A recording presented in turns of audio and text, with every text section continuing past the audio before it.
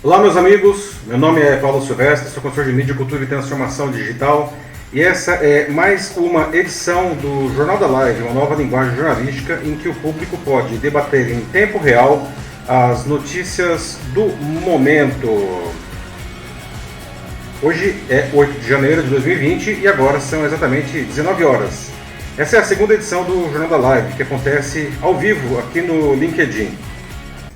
Comigo está o Matheus Súniga Silvestre, que vai me ajudar com a moderação dos comentários e também comentando as notícias. Lembrando que depois que a live termina, o vídeo fica disponível no meu perfil para ser visto a qualquer momento. O programa também fica disponível em vídeo no YouTube, Instagram e Facebook. E como podcast no Spotify, no Deezer e no SoundCloud. Para você participar é muito fácil. Tá? Enquanto eu estiver dando notícias, você pode escrever sua contribuição nos comentários do post no LinkedIn. E nós aqui vamos lendo os seus comentários. E assim a gente vai conversando em tempo real e debatendo as notícias. Tudo em um formato bastante descontraído e livre. Né? Além disso, todo mundo pode dar sugestões de assuntos para o próximo programa. Antes de começar, todo mundo está conseguindo me ver e me ouvir bem? Se estiver ouvindo, é só digitar sim aí nos comentários. E aí, como é que está, pessoal? Ao meu também, né? Eu vi que teve muita gente falando sobre o meu microfone da outra vez. É porque eu não tinha mesmo, mas se agora estiver bom, só falar. É isso aí, Matheus. Todo mundo aí? Como estão aí? Muito bem, então vamos começar essa edição. Esses são os assuntos que vamos debater hoje. As consequências da escalada da violência no Oriente Médio após o assassinato do general Qasem Soleimani pelos Estados Unidos e o risco de uma terceira guerra mundial. Será que isso acontece mesmo? O posicionamento do Brasil nessa crise. As diferenças entre os incêndios florestais na Austrália, que estão devastando parte do país, e na Amazônia. A fogo do empresário Carlos Ghosn, ex-CEO da Renault-Nissan, com uma história aí que dá um filme. E afinal, quando começa a nova década? Esses são os temas que nós vamos tratar hoje aqui. Começamos a edição de hoje falando do assunto que domina o noticiário há dias. A escalada da violência no Oriente Médio após o assassinato do general Qasem Soleimani pelos Estados Unidos na sexta passada, dia 3. Como vocês sabem, a pauta do Jornal da Live traz sugestões do público e a Ana Lúcia Souza Machado, ela perguntou no post que eu publiquei um dia antes, ou seja, ontem dessa edição, para colher sugestões. Ela perguntou qual que é a chance disso se transformar em uma terceira guerra mundial. Bom, adianta aqui que as chances são remotas, para não dizer nulas, Ana. Por mais que a China e a Rússia apoiem o Irã e são dois países com forças armadas poderosas e arsenal nuclear, né, eu não vejo eles se envolvendo em um conflito armado diretamente contra os Estados Unidos. Né, muito menos uma terceira guerra mundial, que provavelmente seria uma guerra nuclear, e a única guerra em que todo mundo mesmo perde. Né.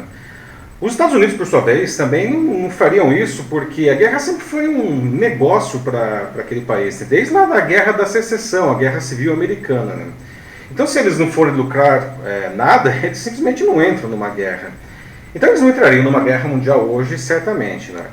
O que não quer dizer que o conflito não possa se acirrar, já visto que o Irã retaliou o assassinato do Soleimani na madrugada de quarta, ontem, não, com um ataque com mísseis balísticos, já aparentemente foram 22, né, a duas bases iraquianas que abrigam tropas americanas, a de Ain al-Assad, no norte do país, e a outra na cidade de Erbil, que é a quarta maior cidade do Iraque, a capital da região autônoma do Kurdistão.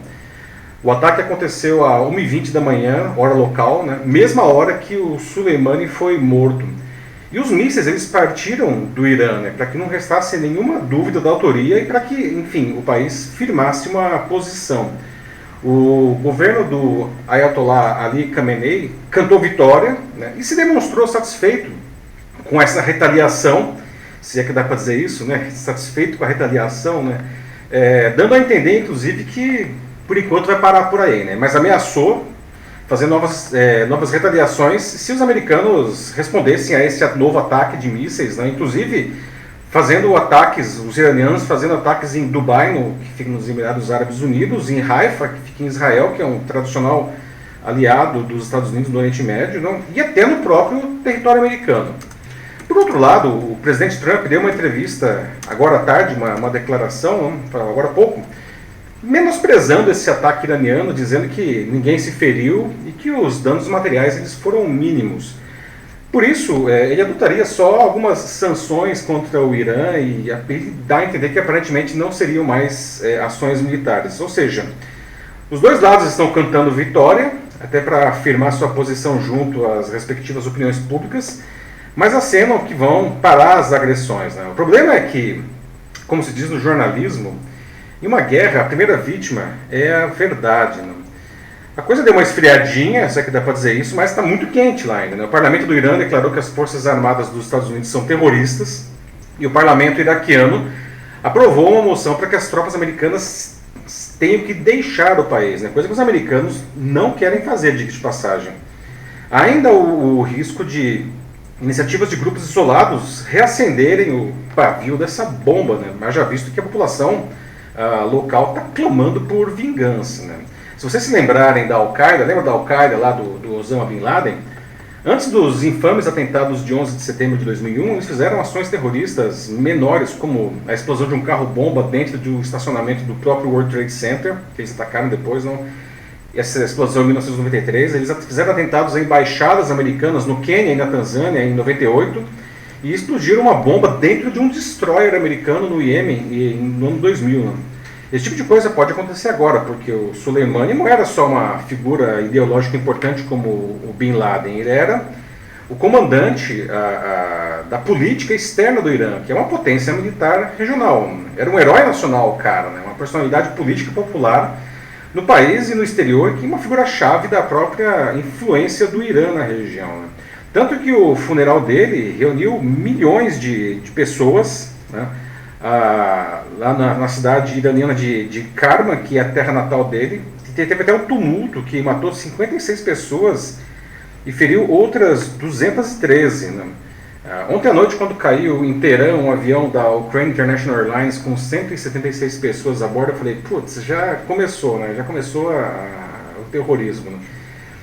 Mas aparentemente parece que aquilo foi causado por uma falha mecânica. Não sei se dá para dizer que isso é felizmente, quando se considerar que morreram todo mundo a bordo, não. Mas foi certamente uma infeliz coincidência. Não. Bom, diante de tudo isso, eu pergunto a vocês, né, que alguém acha que pode escalar, que todos esses conflitos eles podem escalar, virar uma terceira guerra mundial? Como que esse conflito ele deve evoluir? E finalmente, vocês acham que o Trump ele cometeu um crime de guerra ao matar o Soleimani? E aí, Matheus, o que nós temos aí? Por enquanto, nada muito grande ainda, assim. As pessoas ainda estão se cumprimentando aqui no chat. Eu acho que eles ainda estão entrando, tem alguns ainda boa noite. Mas uma coisa que comentaram aqui foi a Maria Ângela do Camargo. Falou sobre a foto que você utilizou para a chamada dessa pauta. Uhum. Muito impressionante. Do funeral do Soleimani, né? Milhões de pessoas não se reuniram na cidade dele, lá em Kerman, e para você ver que realmente o sujeito ele não era uma figura qualquer dentro do país, não? Ele era um herói nacional. E esse é que é o grande problema. Aliás, é isso que diferencia ele, de certa forma, do Bin Laden. O Bin Laden ele era praticamente o líder de uma seita terrorista, não? Sim. O Soleimani ele era a segunda pessoa na hierarquia do país. Ele só perde para o Ali Khamenei, que é o Ayatollah. E o Irã é um país, uma teocracia, né? Então a morte do cara não é pouca coisa, né? Bom, vendo aqui agora os comentários, o pessoal está começando já a falar um pouco mais. O Emerson Miguel falou de que ele acha que isso ainda vai longe. Além disso, a gente tem também o Wilson Ferreira, que acaba entrando nessa linha também, que ele diz o seguinte: tenho para mim que esse ataque dos Estados Unidos foi bem planejado, se formos analisar a questão política em que o Trump tentara a reeleição e o reflexo disso virá nas urnas. É o Emerson que falou esse último, né? Não foi o Emerson, esse foi o Wilson Ferreira. Wilson. Pois é, né? É engraçado, né, Wilson, porque quando o Obama, ele era, na última eleição que o Obama ganhou, o Trump, que não era nem candidato ainda, ele era empresário, ele dizia que o Obama ia criar uma guerra contra justamente o Irã para ajudar ele na eleição. E agora o Trump, que está buscando uma reeleição, faz exatamente isso. Pois é. E a gente sabe que isso ajuda mesmo, né? Os Estados Unidos é um país com tradição bélica e belicosa, para não dizer, né? E o povo americano, ele se sente unido em torno de uma vitória militar. Claro que isso existe um risco aí, né? Porque se esse negócio der para trás, der errado, o Trump perde a eleição. Agora, se for uma vitória retumbante, ele ganha muitos pontos. Vale dizer que o Trump está passando por um processo de impeachment também lá, né? Sim.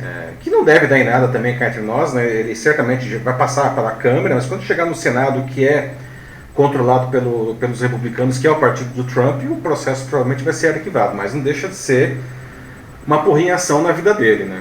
Bom, a gente tem agora o Marcos Martins dizendo o seguinte: eu não acredito em uma terceira guerra, e sim uma onda de provocação de ambos os lados. Ou seja, vai ficar só nesse vai e volta, mas pro resto assim, do mundo, talvez uma consequência maior, como de fato uma guerra, acho que não vai acontecer, segundo ele.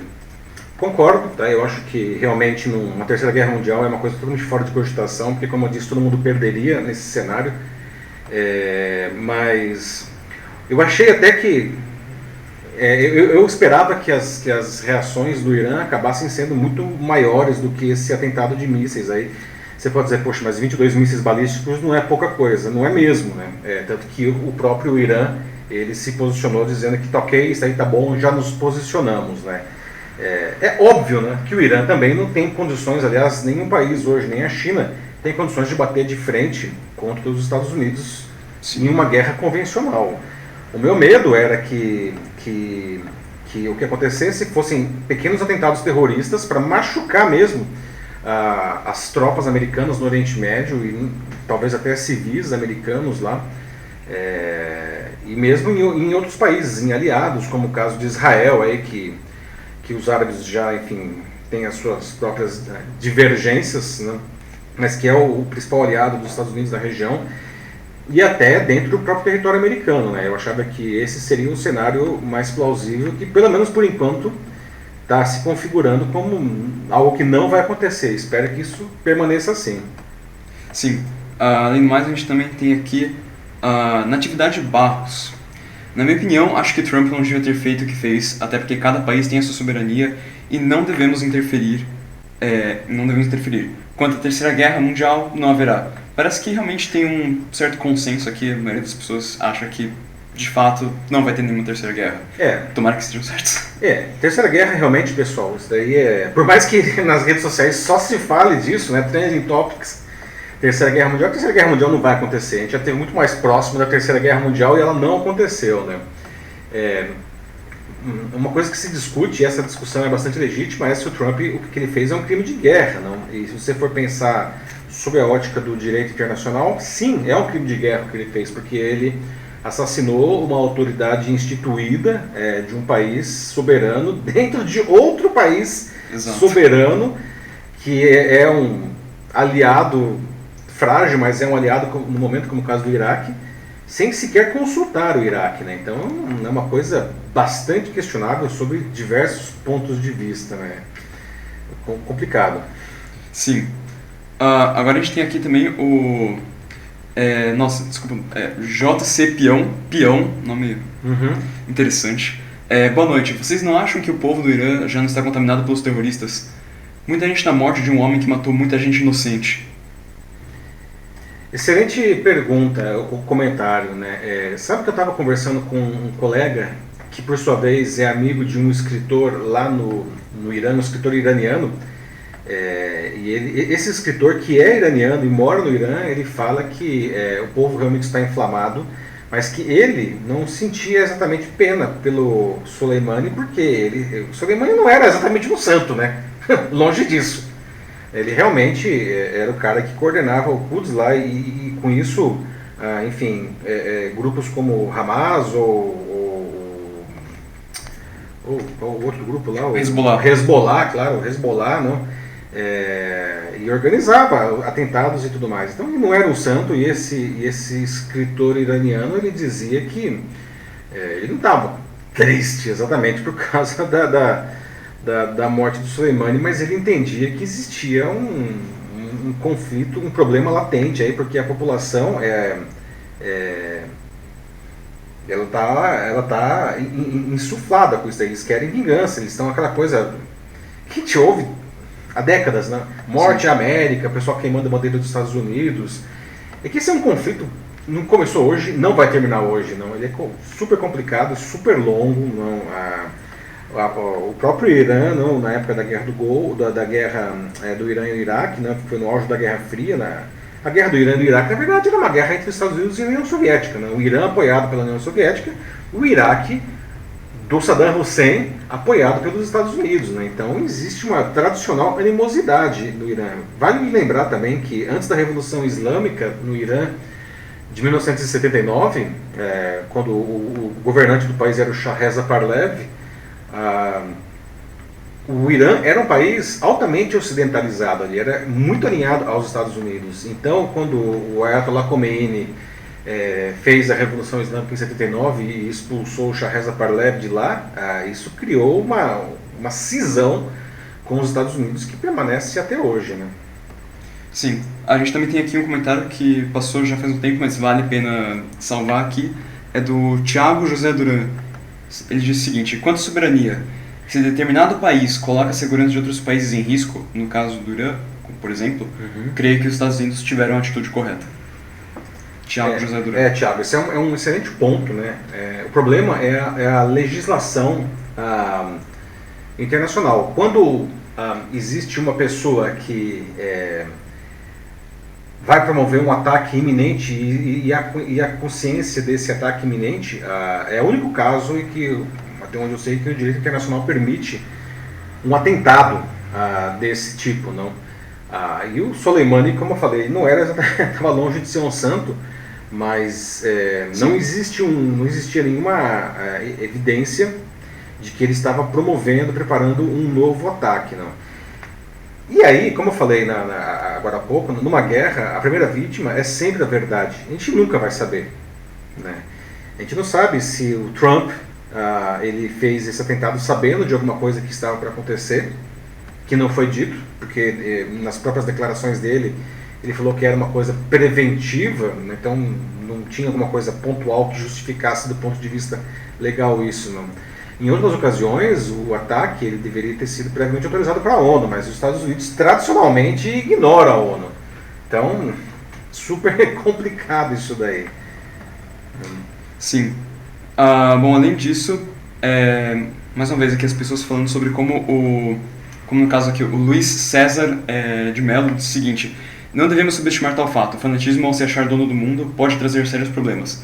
Então aqui o que a gente está vendo parece muito as pessoas dizendo de que, bom, Soleimani, ele era um terrorista, ele matou muitas pessoas inocentes, mas ao mesmo tempo tem um outro lado de pessoas que reconhece assim de que os Estados Unidos também não são santos. Principalmente o Trump, né? Nunca foram, então... Não é santo mesmo. O Trump não é santo, os Estados Unidos aí não é santo. Não existe inocente nessa história, gente. Isso é um fato, tá? Sim, é uma coisa muito mais cinza do que aparenta ser, de fato. Muito, totalmente cinza, né? Porque, aliás, o mundo é cinza, né? Essa polarização que a gente vive, ou é preto ou é branco, isso não existe, né? Tá todo mundo no meio disso daí, né? Nos extremos, né? Que o mundo é cinza. Então a gente precisa aprender ou reaprender a viver longe desses extremos. Quando a gente fica nos extremos, a gente fica polarizado, né? Aliás, eu queria até passar aqui para o próximo assunto, que é um assunto semelhante, tá? Deixa eu pegar aqui. O assunto relacionado que o governo brasileiro ele emitiu uma nota pelo Itamaraty comprando a versão americana para justificar o atentado no dia seguinte, né? E essa decisão é inédita, porque em 2 séculos de história diplomática, o Brasil nunca endossou uma decisão que justamente era uma clara transgressão do direito internacional, como é o assassinato do general iraniano. Vale dizer que nem os países europeus aliados dos Estados Unidos manifestaram um apoio explícito. O Brasil ele construiu ao longo de todo esse tempo um capital diplomático no Oriente Médio que lhe dá um bom trânsito com todas as partes, mas quando ele adota um alinhamento automático com os Estados Unidos, como aconteceu nesse caso, ele perde um pouco dessa capacidade de interlocução, né? E isso não é só uma perda diplomática. Primeiro porque é um temor de que cidadãos brasileiros, que antes de certa forma estavam imunes a atentados terroristas, eles possam passar a ser vistos como alvos, né? Sem falar que nenhum risco comercial. No ano passado, por exemplo, o Brasil ele exportou 2,1 bilhões de dólares para o Irã, né? O Irã foi o segundo maior comprador, por exemplo, de milho do Brasil, o quinto maior importador de soja e o sexto maior comprador de carne bovina brasileira no ano passado. Né? Por conta disso, dessa nota do Itamaraty, a encarregada comercial da Embaixada Brasileira em Teherã, número 2 da representação brasileira lá no Irã, a Maria Cristina Lopes, ela foi convocada a dar explicações por causa dessa nota. Né? Em termos diplomáticos, quando um diplomata ele é convocado pela chancelaria de um país, isso aí, na verdade ele está levando uma bronca. Ou, às vezes, até uma expulsão, né? A diplomata brasileira, ela se posicionou bem, né, dizendo que a nota não era contra o Irã de maneira nenhuma, que a relação dos dois países é ampla, muito maior do que isso tudo, que terrorismo não é algo que está restrito só ao Oriente Médio. E segundo alguns interlocutores, o tom da conversa foi dura, né, o Irã estava realmente dando uma bronca no Brasil, mas aparentemente tudo ficou resolvido no final, né? O Itamaraty depois, inclusive, ele pediu que diplomatas brasileiros não comparecessem a nenhuma manifestação favorável ao Soleimani, nem sequer assinasse livro de condolência, né? Daí eu pergunto para vocês, com base nisso tudo, né? Qual vocês acham que deve ser a posição do Brasil nesse confronto entre Estados Unidos e Irã? Olha, aqui Só um segundo. De novo, o JC Peão disse o seguinte, eu acho que vocês têm que ignorar perguntas de pessoas de esquerda. Comparar os Estados Unidos com países terroristas é uma ignorância, sem limites. Eu não sei, a gente não está comparando os Estados Unidos a um país terrorista, né? Eu acho que não é o caso, né? Apesar que os Estados Unidos ele tem essa coisa de querer ser a polícia do mundo, e o que ele fez realmente é uma transgressão de direito internacional, mas não é terrorista, né? Isso daí, o parlamento iraniano diz que eles são terroristas, e que aí já vira uma guerra ideológica, né? Entre os Estados Unidos e o Irã, né? Eu acho que, como eu falei agora há pouco, a gente não pode se deixar levar por essa guerra ideológica, né? Direita, esquerda, certo, errado, bem e mal, porque ainda mais em uma situação dessa que a gente não tem acesso a toda a informação, a gente corre seríssimo risco de falar uma bobagem, tá? Essa reprimenda aí que o Brasil levou do Irã, é óbvio, né? Porque o Irã não gostou do posicionamento do Brasil, é um posicionamento que fere, inclusive, a tradição brasileira de neutralidade, mas vida que segue, né? Mais algum comentário aí, Matheus, sobre esse caso? Sobre a posição do Brasil nesse caso aí? A gente também tem aqui a Ana Lúcia falando o seguinte. Boa noite. Ambos com poderes bélicos, Estados Unidos e Irã, não devemos subestimar nenhum nem outro. Devemos sim ficar atentos mesmo sem haver uma guerra. Talvez seja interessante uma intervenção da ONU. Que tal? Intervenção da ONU, Ana, é difícil isso daí, porque vai intervir quem? No Irã ou nos Estados Unidos, né? A ONU ela não tem poder de intervir num país assim, a menos que, enfim, seja o caso de não há precedentes disso daí, né? Para ser sincero, a ONU ela pode mandar observadores, ela pode mandar tropas de paz, como aconteceu, por exemplo, na Guerra do Kosovo lá, mas ela não vai intervir no país, não. Eu acho que o que a gente precisa é evitar o acirramento, né? A gente não tem nenhum poder sobre isso, né? Mas enfim, o que eu espero é que esses países evitem o acirramento, essa escalada da violência, porque é um cenário que todo mundo vai perder, não? Lembrando de novo, né, a Al-Qaeda começou com atentados lá em 93, né, um carro-bomba no World Trade Center, depois embaixadas no Quênia e na Tanzânia em 98, ataques, coisas aparentemente simples, não? E em 2001 os caras derrubaram o World Trade Center e o Pentágono, né? Então a gente precisa evitar, eu acho que... E aí Os dois governos, não, eles precisam sossegar um pouco, não, para evitar o acirramento disso daí. O Brasil, eu acho que ele precisa garantir essa neutralidade, esse alinhamento automático aos Estados Unidos. Não vejo nenhum ganho, nós não vamos ganhar absolutamente nada com isso. E por outro lado, a gente perde coisas, né, como eu já falei. Mais algum aí, Mate? Sim, a gente tem aqui o Ângelo Brum falando que o Brasil deve permanecer neutro, como ele sempre foi, e até porque nós temos problemas maiores que o terrorismo, como a nossa política, por exemplo, que mata o povo sem explodir bombas. Pois é, Ângelo. Você falou uma grande verdade, né? A gente tem tantos problemas para resolver aqui dentro de casa, né? A gente não deveria ficar se preocupando com a briga dos outros aí, né? Mesmo porque, como eu falei, né, esses outros aí não estão assim, prestando tanta atenção pra gente assim, né? Acho que a gente está comprando uma briga aí que, no final das contas, a gente não vai ganhar absolutamente nada com isso. Sim, é o que muita gente está dizendo aqui. Por questões econômicas e também pela falta do nosso poderio bélico, a melhor ideia mesmo, a escolha mais sensata é ficar neutro ou em stand-by, como disse aqui o Thiago José Duran. Pois é. Pessoal, vou passar aqui para o próximo assunto, certo? Incêndio na Austrália, que é outro assunto que também está na pauta do dia aí, né? Para quem chegou agora, né, esse aqui é o Jornal da Live, uma nova linguagem jornalística em que o público, você, pode debater em tempo real as notícias do momento. Para você participar, basta escrever nos comentários desse post aqui no LinkedIn, a gente vai conversando em tempo real. Mas sobre a Austrália, né, outro assunto que está dominando o noticiário, os incêndios florestais na Austrália. O tema ele foi sugerido para a pauta hoje por várias pessoas, como o Daniel Fitch, por exemplo. Os incêndios lá estão realmente devastadores, já atingiram mais de 6 milhões e 300 mil hectares, matando pelo menos 25 pessoas e mais de 400 milhões de animais. Uma tragédia isso daí, né? Sem dúvida nenhuma. Infelizmente, essa tragédia está sendo usada como munição para o pessoal que gosta de criar de novo a polarização nas redes sociais. Essa turma diz que ninguém agora está criticando a Austrália como criticaram o Brasil por causa das queimadas na Amazônia. Vale dizer que o ano de 2019 fechou com um aumento de 30% no número de queimadas na Amazônia em comparação a 2018, segundo dados do próprio INPE. Tá? É importante ressaltar que isso foi ligeiramente menor que em 2015 e 2017, mas aqueles anos foram anos em que aconteceram fenômenos climáticos que deixaram o clima da Amazônia muito mais seco que o normal, como o El Niño. Né? Bom, diante desse debate nas redes sociais, eu gostaria de esclarecer duas diferenças fundamentais entre os incêndios florestais da Austrália e do Brasil. Em primeiro lugar, os próprios ecossistemas. Né? Na Austrália, o clima é sempre muito seco e quente, não é fácil as temperaturas passarem de 45 graus lá. E a floresta de lá, ela se parece muito à savana africana, não? E ela tem uma característica interessante que ela se recupera rapidamente de incêndios.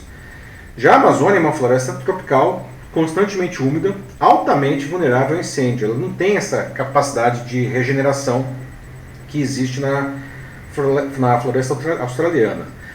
Outra diferença crítica é que os incêndios florestais na Austrália têm causas naturais. Esse super seco, super quente, qualquer fagulha, qualquer coisa é uma tragédia.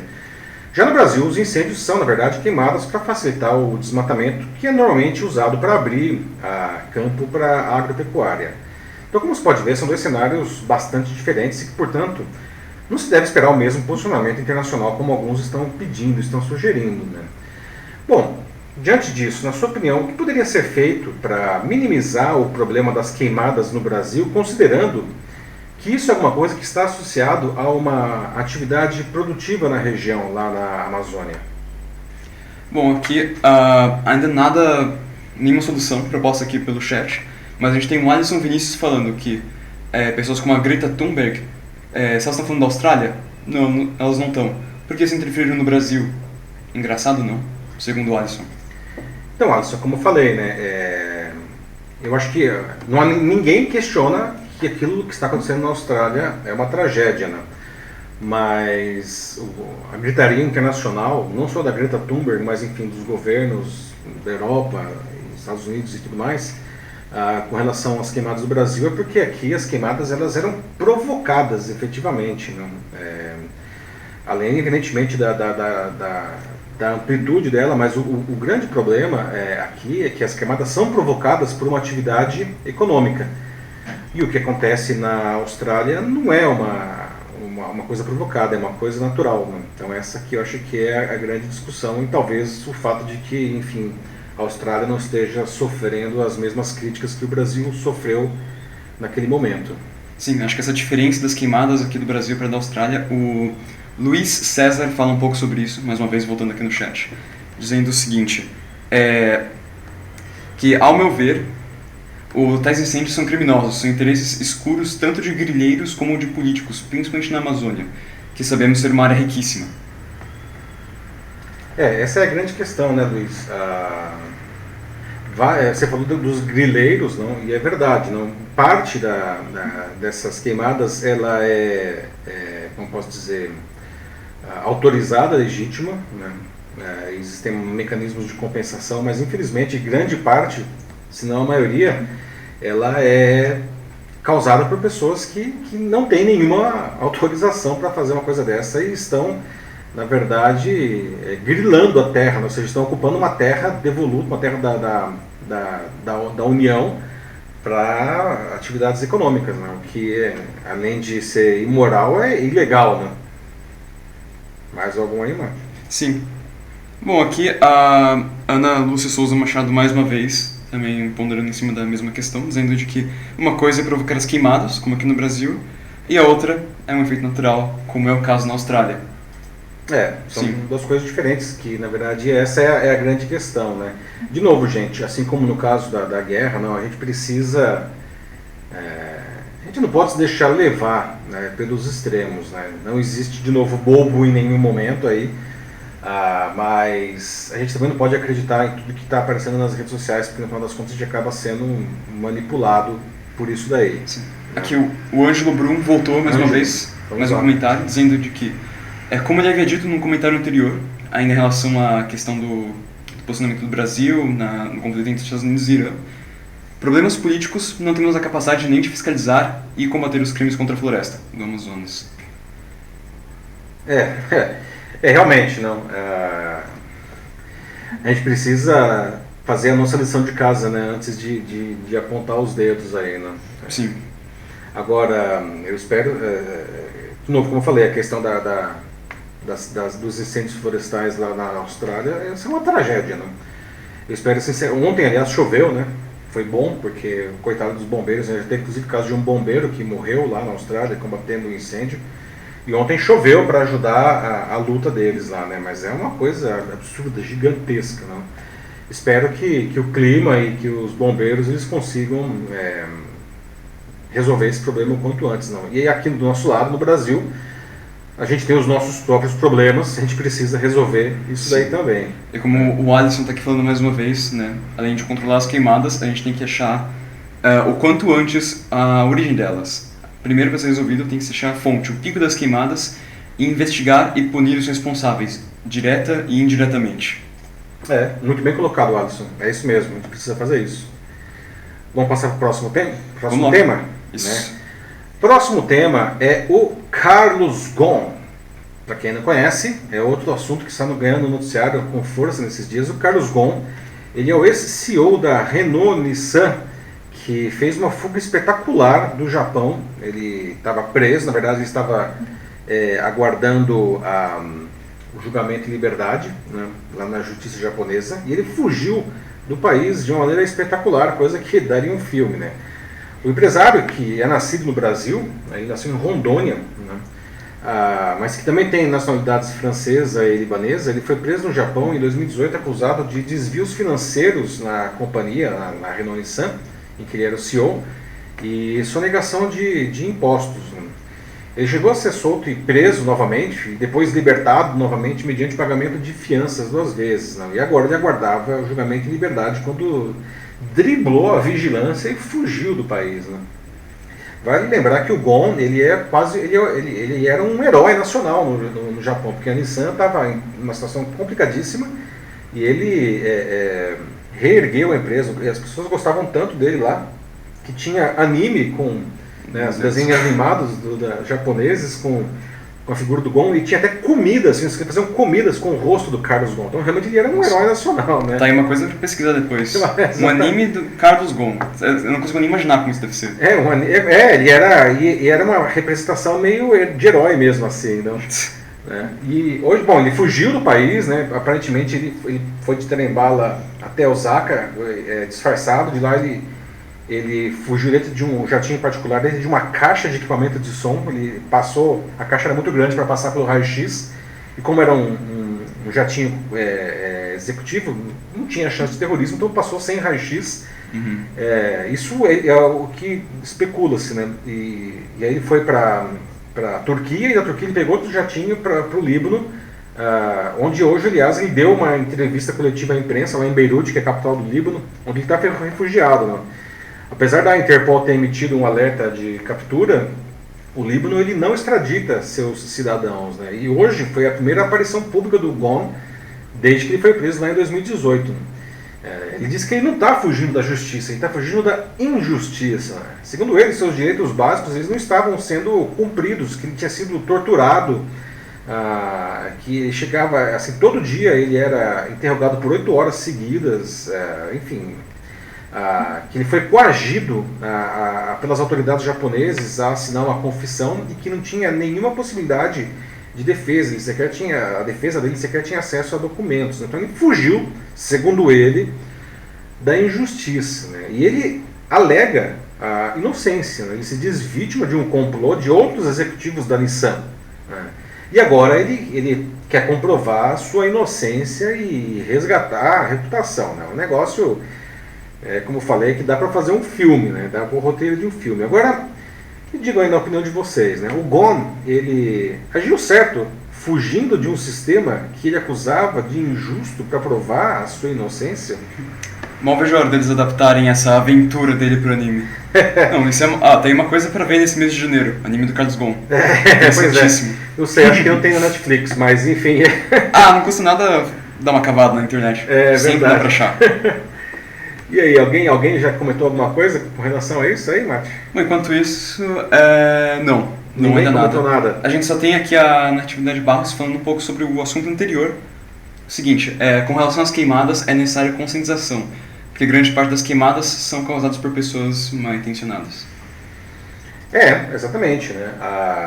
Às vezes, aqui no Brasil também, a gente tem queimadas que são acidentes, que às vezes um cigarro, né? Em um mato seco pode dar origem a um incêndio florestal, que é o que a gente vê acontecendo lá na Austrália, né? Qualquer fagulha, qualquer faísca ali taca fogo na mata inteira, né? Sim. O problema é quando esse negócio é intencional, né? E isso daí é imperdoável, porque os danos ambientais, né, são terríveis, né? Agora a gente tem aqui uma participação do Alisson mais uma vez. Alisson está participando bastante. Obrigado, Alisson. Aqui é o seguinte, ele diz: o hilário da história é ele falar que o governo do Brasil não fez um apoio ou posicionamento para sua liberdade, sendo idêntico ao italiano que o Brasil, no governo de esquerda, deu apoio e recursos financeiros.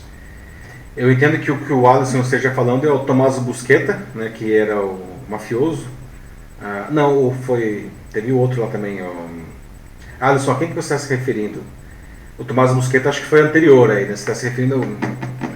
Fugiu agora o nome, agora no fim do governo Lula, não, que o Lula rejeitou a extradição. Alisson, se você se lembrar o nome aí, por favor, me ajuda aqui que eu não estou lembrando de cabeça.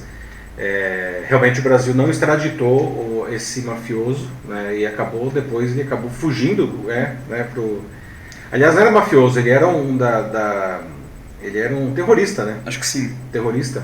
Nossa, esqueci o nome dele agora. Se lembrar, alguém se lembrar, por favor, coloca na live aí. Ele acabou sendo preso no Paraguai, né? E foi extraditado lá para a Itália. Não. E o Brasil, aliás, ele tem uma tradição aí, né? O Ronald Biggs também, né? O notório assaltante do trem pagador inglês que ficou famoso, virou socialite lá no Rio de Janeiro, né? O Brasil não extraditou o cara, mas esse caso que o Alisson disse, ele se refere ao fato de que o Carlos Gon esperava que o Brasil se posicionasse de alguma maneira, para ajudá-lo, e o Brasil não se posicionou, né? O governo brasileiro preferiu não se envolver nesse caso. É uma boa pergunta, né, Alisson? Aliás, a pergunta para todo mundo, né? O governo brasileiro, afinal de contas, ele deveria se posicionar num caso como esse, né? Porque o Japão é um país soberano, democrático, com uma justiça que o Carlos Ghosn acusa de ser injusta, né? Mas é um sistema judicial legítimo e instituído, né? O Brasil ele deveria de alguma maneira intervir aí pelo fato do Carlos Ghosn ser cidadão brasileiro, né? Isso é uma boa pergunta para se fazer também. Sim. Bom, até agora o único novo comentário que teve desde o... aqui o Alisson, mais uma vez. Cesare Battisti. Cesare Battisti, muito bem, Alisson, obrigado por me ajudar. Cesare Battisti, Cesare Battisti, né, que ficou aqui no Brasil, e o Lula rejeitou o pedido de extradição para a Itália e ele acabou depois sendo preso e extraditado lá no Paraguai. Né? Sim, além disso, o único outro comentário, além desse do Alisson agora... nossa, só de eu falar... Mas enfim, eu estava me referindo a Vanice Castro, que ela disse só um ditador que matou muitas pessoas. Eu não sei se você está se referindo a um assunto anterior ou se é um desde agora, eu não sei, ficou meio vago, não dá para entender muito bem.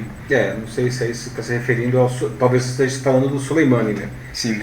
Vale dizer que, se for o caso, o Soleimani não é um ditador, né? O Soleimani, ele é um general, ele é a segunda maior autoridade do país, então ele não é um ditador, porque você poderia dizer até que, se fosse o caso, o ditador seria o Ali Khamenei, mas ele também não é um ditador. O Irã é um país teocrático e o Ayatollah, ele é a figura instituída, né? Sim. Não é um ditador também nesse caso. Agora, voltando agora para esse assunto, a gente tem mais uma participação do Ângelo Brum, dizendo de que é complicado dizer o porquê, né? Porque, pelo que a gente escuta, a cultura do Japão é muito correta, eles são pessoas muito corretas, muito certas e tudo mais. E nós brasileiros temos uma má fama, então fica difícil acreditar quem é o exagerado da história. Pois é, né? Vale dizer que nesses países orientais, o Japão, Coreia do Sul, o Japão principalmente, eu acho que o Japão é o país mais explícito nesse sentido, né?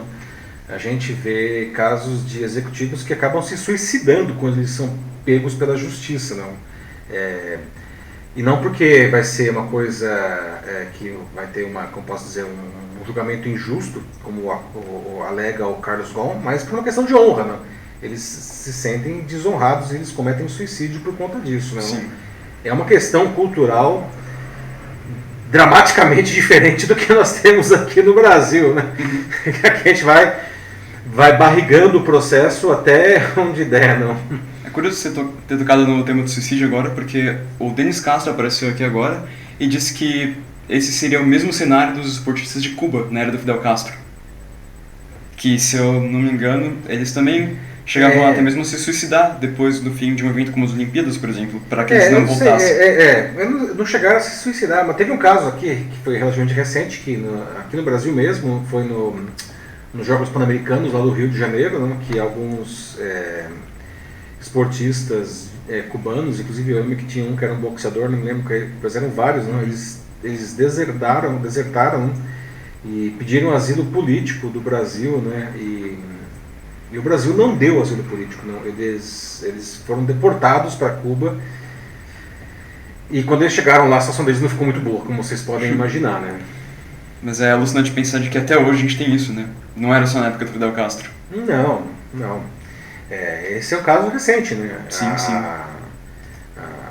Os Jogos Pan-Americanos do Rio não faz tanto tempo assim, né? E os caras foram deportados, né?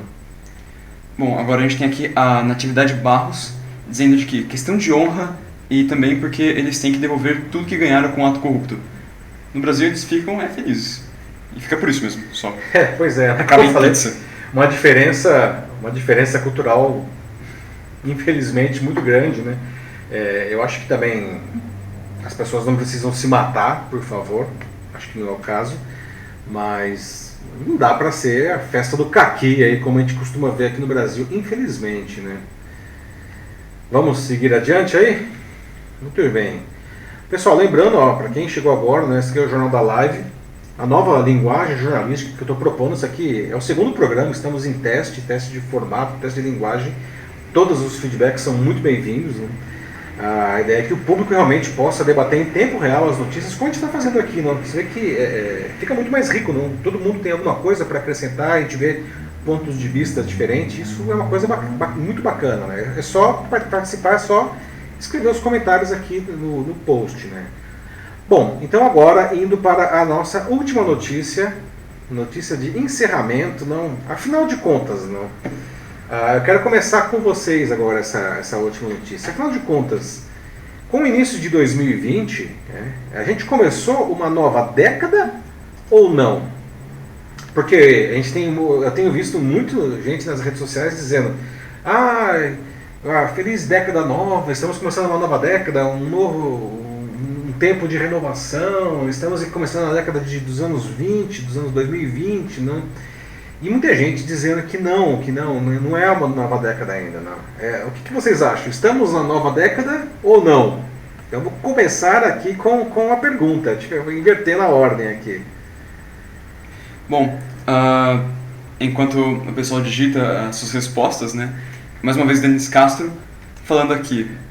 A Mônica acabou de dizer que não, apenas 2021 começa. O Denis está dizendo que é 2021 só. Mas ele também falou em relação ao outro assunto, ele fala assim: fico imaginando como vão ser os atletas da Rússia nas Olimpíadas de Tóquio em competir por um país neutro. Pois é, né, o meu caro Denis, boa lembrança, né? A Rússia ela tomou um gancho geral aí, né, pela questão de doping. Tudo bem que ainda dá para recorrer, mas ela tomou um gancho de que ela não vai poder participar dos próximos Jogos Olímpicos de Verão e de Inverno, né? E os atletas russos que conseguirem provar que estão limpos, eles vão ter que competir sob a bandeira do Comitê Olímpico Internacional, né?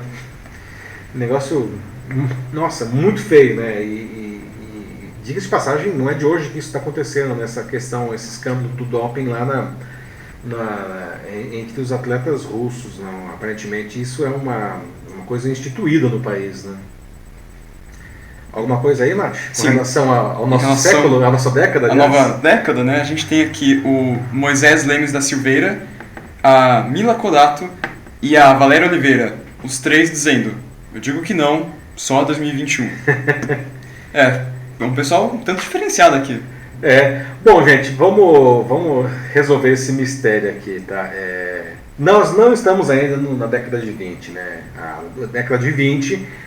ela só começa no dia 1º de janeiro de 2021, ou seja, a gente está na década de 10. Né? E a explicação, na verdade, ela é muito simples. Né? Pensa o seguinte: o primeiro ano do nosso calendário, que é um calendário que está totalmente associado ao nascimento de Cristo, é o ano 1.